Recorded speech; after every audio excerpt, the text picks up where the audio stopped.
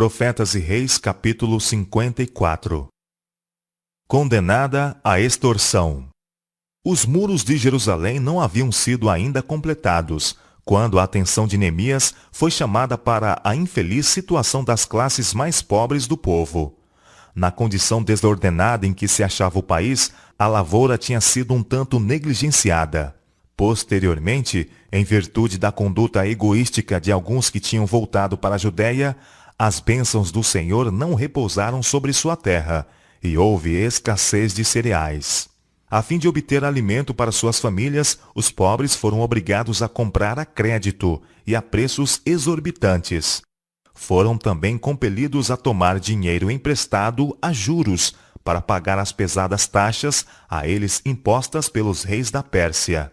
Para acréscimo à angústia dos pobres, os mais ricos entre os judeus tinham tomado vantagem de suas necessidades, enriquecendo-se dessa maneira.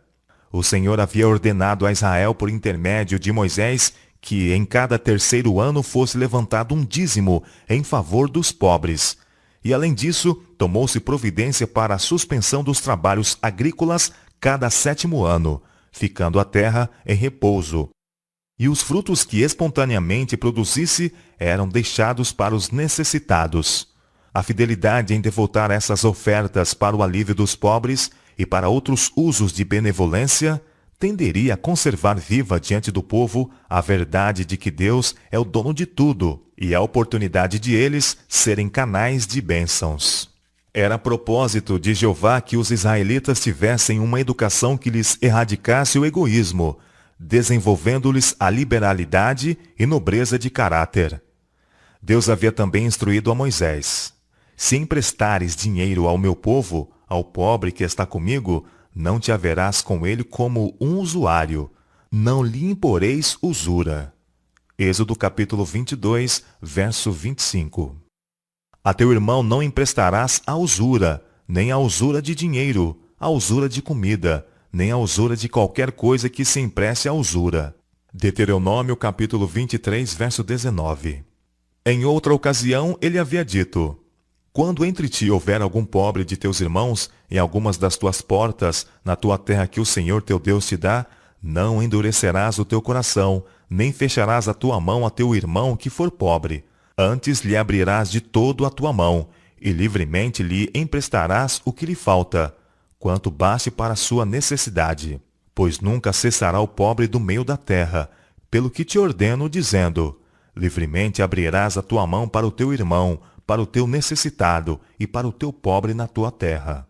Deuteronômio capítulo 15, versos 7, 8 e 11. Nos tempos após o retorno dos exilados de Babilônia, os judeus ricos tinham ido diretamente contra esses mandamentos. Quando os pobres foram obrigados a tomar emprestado a fim de pagar tributo ao rei, os ricos lhes haviam emprestado dinheiro, mas mediante altos juros. Lançando hipoteca sobre as terras dos pobres, haviam gradualmente reduzido os infortunados devedores à mais profunda pobreza. Muitos tinham sido forçados a vender seus filhos e filhas como escravos, e parecia não haver esperança de que sua condição melhorasse, nem possibilidade de redimirem a seus filhos ou suas terras, nem qualquer outra perspectiva diante deles que não sofrimento sempre crescente, com perpétua carência e cativeiro.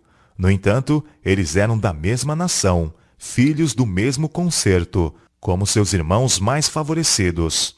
Afinal, o povo apresentou sua condição a Neemias: eis que sujeitamos nossos filhos e nossas filhas para serem servos, e até algumas de nossas filhas são tão sujeitas que já não estão no poder de nossa mão, e outros têm as nossas terras e as nossas vinhas. Ouvindo Neemias desta cruel opressão, sua alma se encheu de indignação.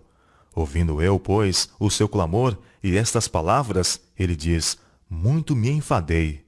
Ele viu que se quisesse ter êxito em derribar o opressivo costume de exação, precisava tomar posição decidida ao lado da justiça. Com característica energia e determinação, entregou-se à tarefa de levar alívio a seus irmãos. O fato de que os opressores eram homens ricos, cujo apoio era grandemente necessário na obra de restauração da cidade, Nem por um momento influiu em Neemias. Rijamente ele empreendeu aos nobres e magistrados, e havendo reunido uma grande assembleia do povo, apresentou diante deles o que Deus pedia no tocante ao caso. Chamou-lhes a atenção para fatos que ocorreram no reinado do rei Acás. Repetiu a mensagem que Deus nesse tempo enviou para repreender a Israel por sua crueldade e opressão. Os filhos de Judá, em virtude de sua idolatria, tinham sido entregues às mãos de seus irmãos ainda mais idólatras, o povo de Israel. Estes tinham suscitado a inimizade daqueles por haverem morto em batalha muitos milhares de homens de Judá, e tinham se apoderado de todas as mulheres e crianças, com propósito de conservá-las em cativeiro, ou vendê-las como escravas aos pagãos. Por causa dos pecados de Judá, o Senhor não se havia interposto para impedir a batalha, mas pelo profeta Obed, ele repreendeu o cruel desígnio do exército vitorioso. Cuidais em sujeitar a vós os filhos de Judá e Jerusalém, como cativos e cativas. Porventura não sois vós mesmos aqueles entre os quais há culpas contra o Senhor vosso Deus? 2 Crônicas, capítulo 28, verso 10. Obed advertiu o povo de Israel de que a ira do Senhor estava inflamada contra eles, e que sua conduta de injustiça e opressão acarretaria seus juízos. Ouvindo essas palavras, os homens armados deixaram os cativos e o espólio perante os príncipes e toda a congregação. Então alguns líderes da tribo de Efraim tomaram os presos e vestiram do despojo a todos os que dentre eles estavam nus, e os vestiram e os calçaram. E lhes deram de comer e beber, e os ungiram, e a todos os que estavam fracos levaram sobre jumentos, e os trouxeram a Jericó, a cidade das palmeiras, a seus irmãos. 2 Crônicas, capítulo 28, verso 15. Neemias e outros haviam redimido alguns dos judeus que tinham sido vendidos aos pagãos, e ele agora colocava sua conduta em contraste com as dos que por amor de lucros mundanos estavam escravizando a seus irmãos. Não é bom o que fazeis, disse ele. Porventura não devieis andar no temor do nosso Deus, por causa do opróbrio dos gentios, os nossos inimigos? Neemias mostrou-lhe que ele próprio, estando investido da autoridade do rei da Pérsia, podia ter requerido grandes contribuições para o seu benefício pessoal. Mas, em vez disso, não havia tomado nem mesmo o que de justiça lhe pertencia, mas havia dado liberalmente para socorrer os pobres em suas necessidades. Ele instou com aqueles entre os magistrados judaicos que haviam sido culpados de extorsão para que pusessem fim a esta obra iníqua, restituíssem as terras dos pobres, bem como o dinheiro que lhes havia arrancado na excessiva taxa de juros, e que lhes emprestassem sem hipocrisia ou usura. Essas palavras foram ditas na presença de toda a congregação. Tivessem os magistrados escolhido justificar-se e teriam tido oportunidade de fazê-lo. Mas não ofereceram escusas. Restituir-lo-emos, eles declararam, e nada procuraremos deles. Faremos assim como dizes. Nesta oportunidade, Neemias chamou os sacerdotes e os fez jurar de que fariam conforme a esta palavra. E toda a congregação disse, Amém. E louvaram ao Senhor, e o povo fez conforme a esta palavra. Este relato ensina-nos uma importante lição. O amor do dinheiro é a raiz de todo o mal. 1 Timóteo capítulo 6, verso 10. Nesta geração, o desejo de ganho é paixão absorvente. A riqueza é muitas vezes obtida pela fraude. Há multidões lutando com a pobreza, sendo compelidos a trabalhar arduamente por pequeno salário, incapazes de assegurarem ganho para as menores necessidades da vida. Fadiga e privação, sem qualquer esperança de coisas melhores, tornam pesado o seu fardo. Atormentados e oprimidos, não sabem para onde se virar em busca de alívio. E tudo isto para que os ricos possam satisfazer as suas extravagâncias ou condescender com seu desejo de enriquecimento. O amor do dinheiro e o amor da ostentação têm transformado este mundo num covil de ladrões e salteadores. As Escrituras pintam a ganância e opressão que prevalecerão precisamente antes da segunda vinda de Cristo.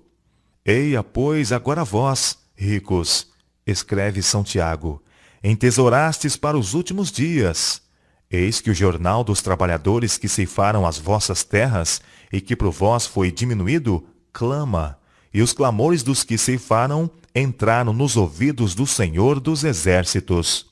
Deliciosamente vivestes sobre a terra, e vos deleitastes, cevastes o vosso coração como num dia de matança, condenastes e matastes o justo. Ele não vos resistiu. São Tiago, capítulo 5, versos 1 a 6. Mesmo entre os que professam estar andando no temor do Senhor, há alguns que estão agindo outra vez segundo o curso perseguido pelos nobres de Israel. Estando em seu poder proceder assim, eles pedem mais do que é justo, tornando-se opressores. E porque a avareza se vê na vida dos que levam o nome de Cristo, porque a igreja conserva em seus livros os nomes dos que ganharam suas posses pela injustiça, a religião de Cristo é tida em desonra. Extravagância, excessos e extorsões estão corrompendo a fé de muitos e destruindo sua espiritualidade. A igreja é em grande medida responsável pelos pecados de seus membros. Ela encoraja o mal, se deixa de levantar a voz contra isto. Os costumes do mundo não são norma para o cristão. Ele não deve imitar suas práticas sutis, suas burlas, suas extorsões. Todo ato injusto para com o próximo é uma violação da regra áurea. Cada erro praticado em relação aos filhos de Deus é feito ao próprio Cristo, na pessoa de seus santos. Toda tentativa de tirar vantagem da ignorância, fraqueza ou infortúnio de outrem é registrada como fraude no livro Razão do Céu. Aquele que sinceramente teme a Deus preferiria antes labutar dia e noite e comer o pão da pobreza a condescender com a paixão do ganho que oprima a viúva e o órfão, ou prive o estrangeiro do seu direito. O mais leve afastamento da retidão derriba as barreiras e prepara o coração para a injustiça maior. É precisamente quando o homem chega ao ponto de tirar vantagem para si da desvantagem de outros que sua alma se torna insensível à influência do Espírito de Deus. O ganho obtido a tal preço é uma terrível perda. Nós éramos todos devedores à justiça divina, mas nada possuíamos para pagar o débito. Então o Filho de Deus, que de nós teve piedade, pagou o preço de nossa redenção. Ele se fez pobre para que por sua pobreza fôssemos enriquecidos. Mediante obras de liberalidade para com seus pobres, podemos provar a sinceridade de nossa gratidão pela mercê a nós estendida. Façamos bem a todos, o apóstolo recomenda, mas principalmente aos domésticos da fé. Gálatas capítulo 6, verso 10. E suas palavras estão em harmonia com as do Salvador. Sempre tende os pobres convosco. Tudo o que vós quereis que os homens vos façam, fazei-lo também vós, porque esta é a lei e os profetas.